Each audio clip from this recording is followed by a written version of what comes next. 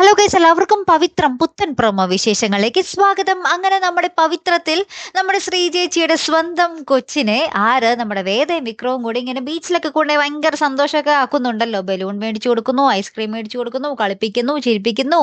അതിനുശേഷം നമ്മുടെ വേദ വിക്രത്തിനോട് പറയുന്നുണ്ട്, ഇനി നമ്മുടെ കൊച്ച് വീട്ടിൽ വെക്കേഷൻ കാലത്തെങ്കിലും അവർക്കൊപ്പം നിൽക്കട്ടെ, ഇത് എന്റെ തീരുമാനമാണെന്നൊക്കെ പറഞ്ഞു പോകുന്നുണ്ട്. അപ്പൊ വിക്രം പറയുന്നുണ്ട്, നീ ഇതിന്റെ സീരിയസ്നെസ് ഒന്നും അറിയാതെയാ നീ പറയുന്നേ എന്നൊക്കെ പറയുന്നുണ്ട്. ശേഷം നമ്മുടെ മോള് വീട്ടിൽ ചെല്ലുമ്പോഴത്തേക്കും നമ്മുടെ അച്ഛമ്മയ്ക്കും നമ്മുടെ ശ്രീജയ്ക്കും ഒത്തിരി സന്തോഷമൊക്കെ ആവുകയാണ്. പക്ഷേ ശ്രീജയ്ക്ക് ഭയങ്കര കരച്ചിലും. അപ്പൊ നമ്മുടെ മോൾ ഇങ്ങനെ എല്ലാവരോടും പറയുന്നുണ്ട്, ഞാൻ വിഷുവിന് വന്നപ്പോൾ അമ്മയോട് ചോദിച്ചതാ ഞാൻ ഇവിടെ കുറച്ച് ദിവസം നിന്നോട്ടേന്ന്, പക്ഷെ അമ്മയാ എന്നെ തിരികെ വീട്ടിലേക്ക് പിന്നെയും അയച്ചേ എന്ന് പറയുന്നുണ്ടേ.